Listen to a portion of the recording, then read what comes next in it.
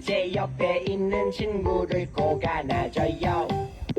옆에 있는 친구와 짝손뼉 쳐요. 옆에 있는 친구를 꼭 안아줘요. 예수님의 사랑으로 고백해요. 사랑해 사랑해 주님의 사랑으로 축복해 주님의 능력으로 내 삶의 평생에 주님의 놀라운 은혜가 언제나 함께 할 거야. 한 번 더 옆에 있는 친구를 꼭 안아줘요. 옆에 있는 친구와 짝손뼉 쳐요. 옆에 있는 친구를 꼭 안아줘요. 예수님의 사랑으로 고백해요. 사랑해 주님의 사랑으로 축복해 주님의 능력으로 내 삶의 평생에 주님의 놀라운 은혜가 언제나 함께 할 거야.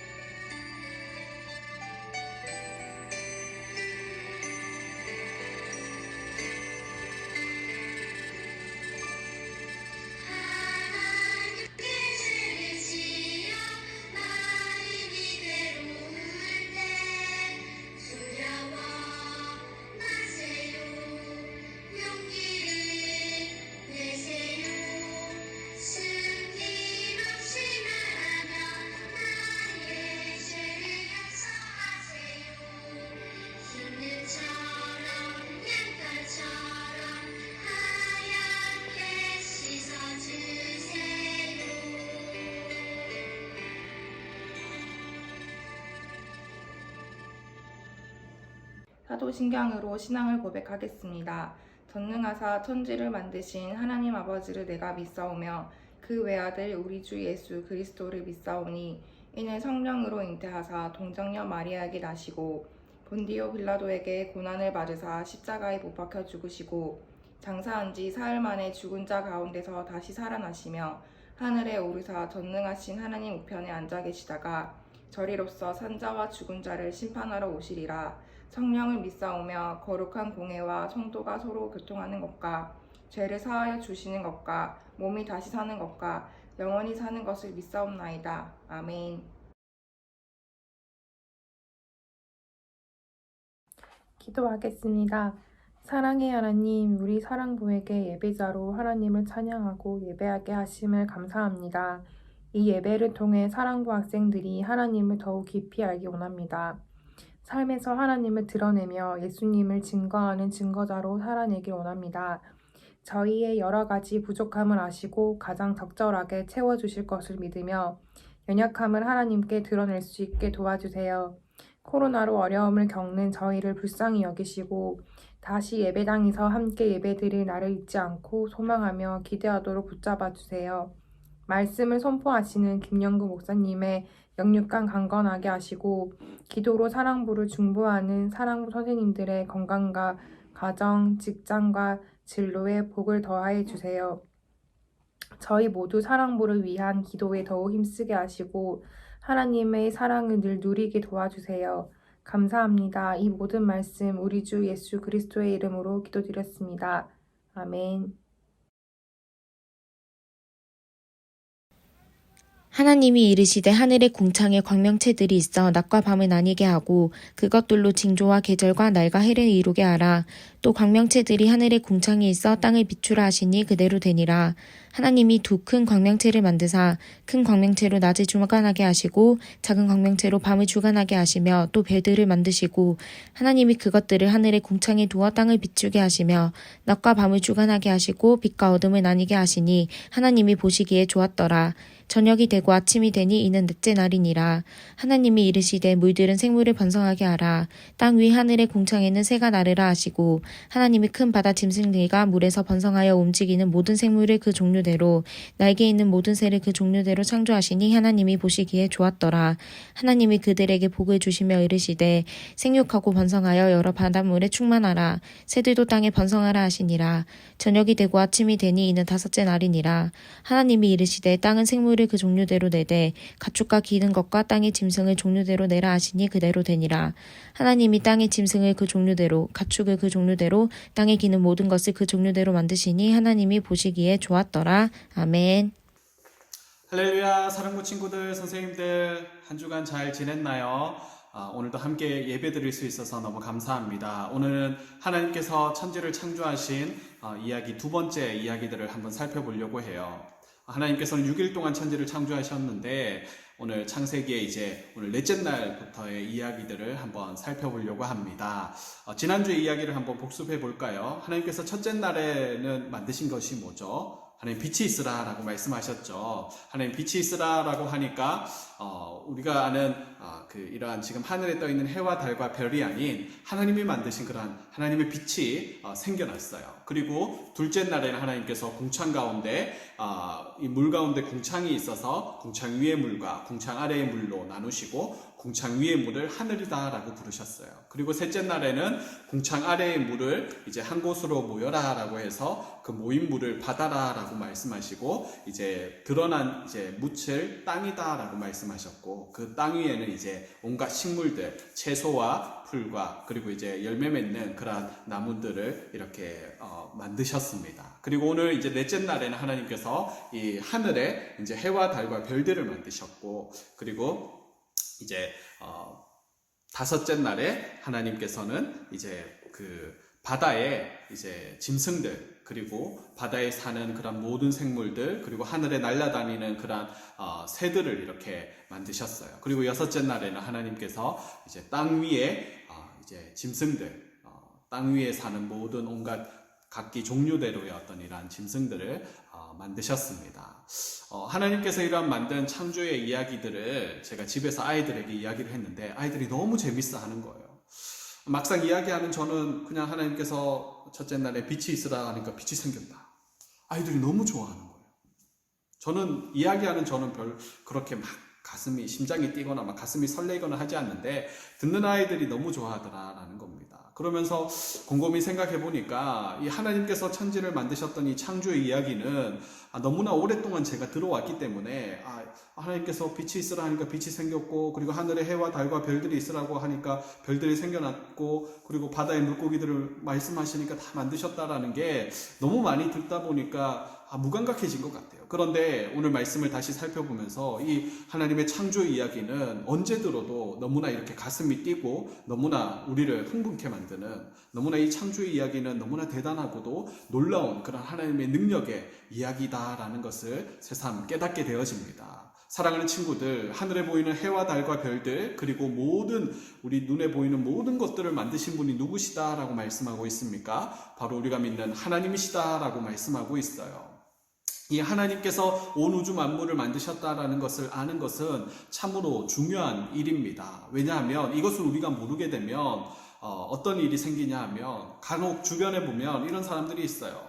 내가 열심히 해가지고 뭔가 이렇게 이루게 되면 더 이상 내가 이제 더 할 것이 없다. 내가 다 이루었다. 인생 사는 것 뭐 별거 아니네. 뭐 그냥 인생 사는 것이 뭔가 허무하다라는 것을 느끼는 사람들이 있어요. 그런데 곰곰이 생각해 보면 우리가 그렇게 내가 뭔가 이렇게 열심히 노력해가지고 할 수 있도록 우리에게 평범한 일상을 만들어준 이 모든 것을 우리에게 허락해 주신 분이 계시는데, 그분이 바로 하나님이시다라는 거예요. 우리는 그분의 하나님께서 베풀어 주신 그 은혜 가운데 우리는 평범한 삶을 살아가는 그러한 자들이다라는 거예요. 여러분, 평범한 삶을 산다라는 것이 얼마나 큰 은혜인지 이 하나님의 창조의 어떤 이야기들을 우리가 들으면서, 우리가 그냥 이렇게 뭐 저녁이 되고 또 새벽이 밝아오고 아침이 되고 해가 동에서 서쪽으로 지는 것을 보면서, 그리고 하늘에서 비가 내리고 또 때가 되면 이렇게 이제 가을철에 이렇게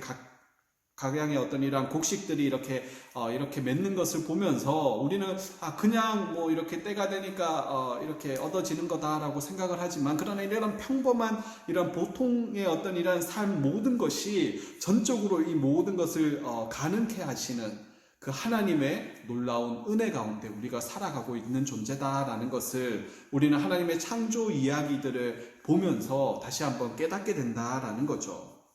여러분, 하나님의 창조의 이야기들을 들으면서 인간이 얼마나 나약하고 인간은 얼마나 하나님의 도움이 필요한 존재인지를 다시 한번 깨닫게 된다라는 겁니다. 하나님의 창조 이야기를 우리가 모르면 자칫 너무나 교만한 그러한 하나님이 어디 있냐고, 신이 어디에 있냐고, 내가 잘나서, 내가 이만큼 노력해서, 내가 이렇게 수고해서 내가 얻은 거지 무슨 하나님이 도와줬냐고, 이런 사람들이 있을 수 있다라는 거예요. 그런데 이것은 너무나 잘못된, 너무나 이러한 무식한 그러한 행동이다라는 것입니다. 하나님께서 만드신 이 넓은 우주, 그리고 넓은 지구의 창조 이야기를 우리가 들으면서 인간이 얼마나 연약하고 하나님이 필요한, 하나님의 어떤 이러한 도움이 필요한 그러한 존재임을 다시금 깨닫게 됩니다. 자신만을 믿고 자신의 머리만을 믿고 살아가는 사람들이 있어요.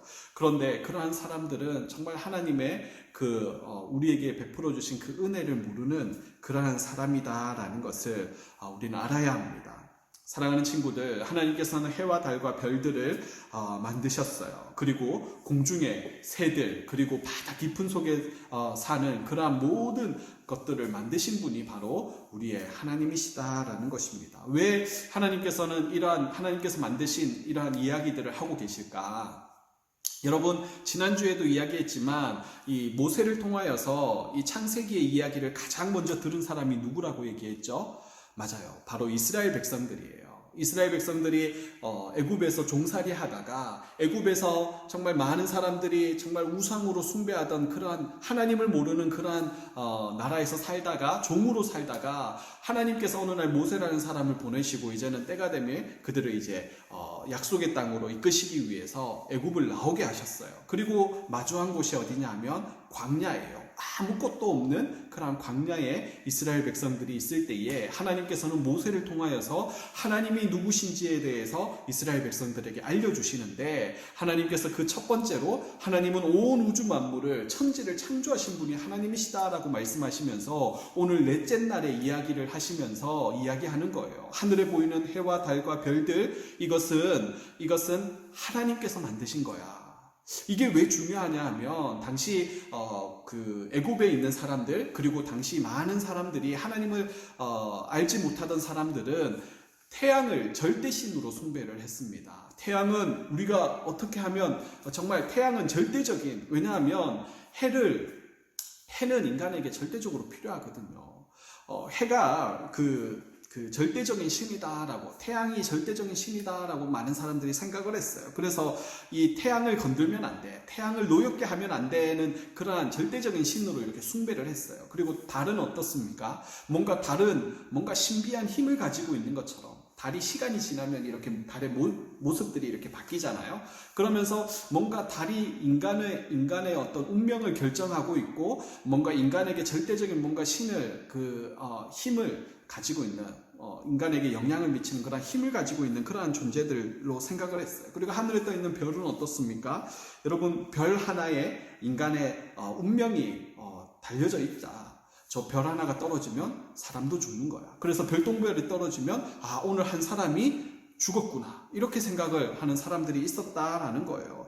당시 애굽의 왕들도 이런 생각을 가지고 있었는데, 애굽의 왕들에게는 자기 별이 있었다라고 합니다. 그래서 이 애굽에 있는 한 왕이 죽으면 애굽의 왕들의 무덤이 피라미드에 구멍을 내가지고, 그래서 자기 그 왕의 별자리와 이 왕의 그 시신이 앉는 그 자리에 눈을 이렇게 마주치는 그 자리에 이 시신을 거기다가 둔다고 해요. 그러면은 이 시신이 자기의 별로 돌아간다, 뭐 이런 말도 되지 않는 그런 이야기가 있을 정도로, 이 별을 보면서 사람들은 어떤 생각을 했냐 하면, 별은 뭔가 우리 인간과 아주 밀접한 관계, 그래가지고 내 운명을 저 별에 걸고 살아가는, 숭배하는 그러한 생각들을 하고 있었습니다. 그래서 성경에 등장하는 바벨론이라는 나라는 특별히 이 별을 가지고 점을 치는데 유명했어요.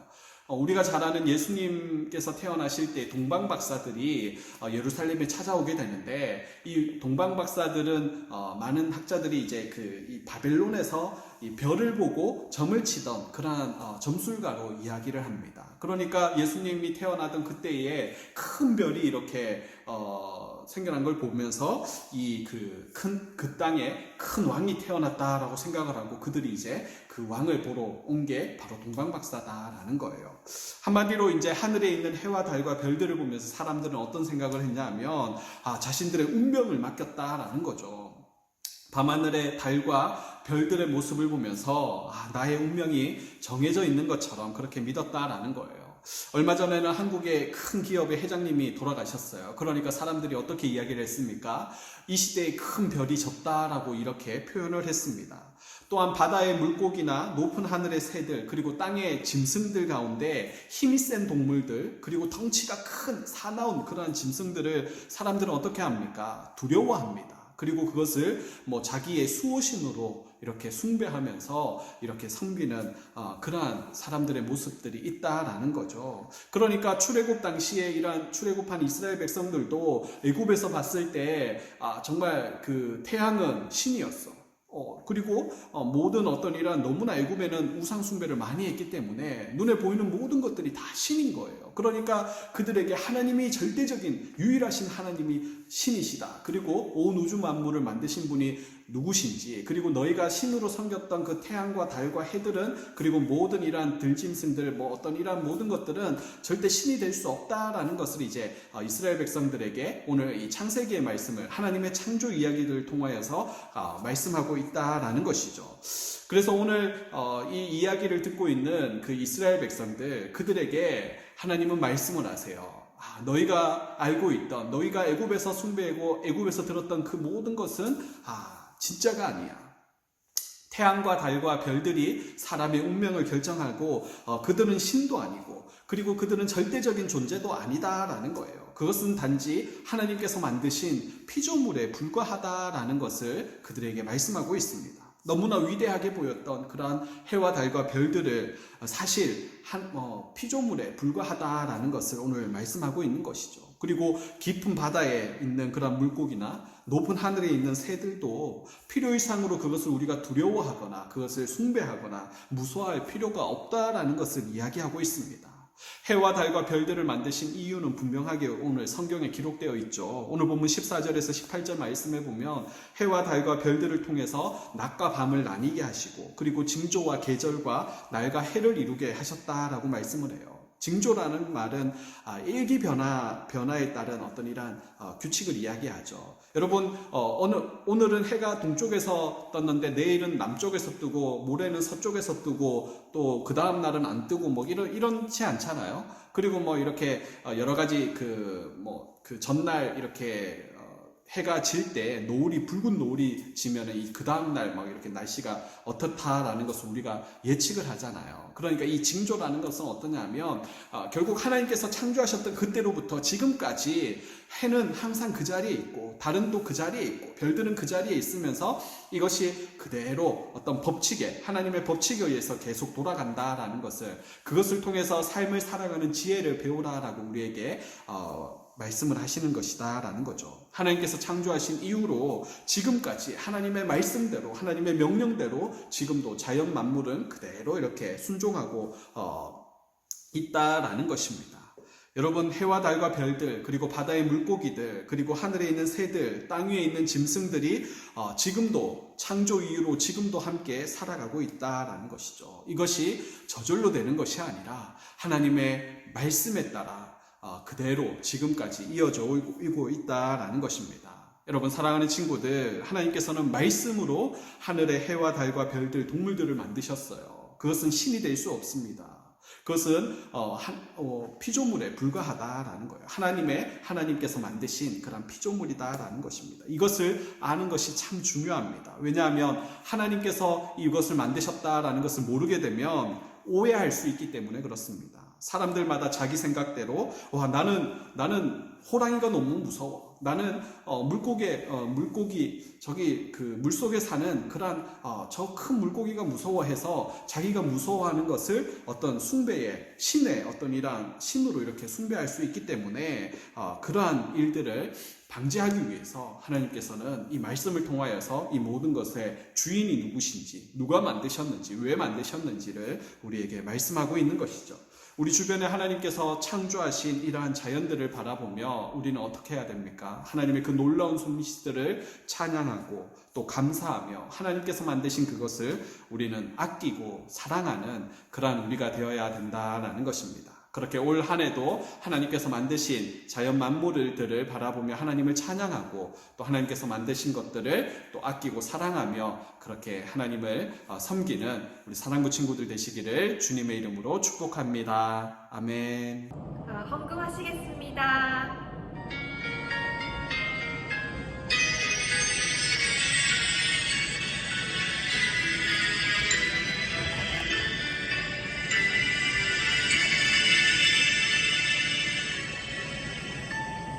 지금 내가 가진 것을 하나님께 드립니다. 하나님 나라 위하여 아름답게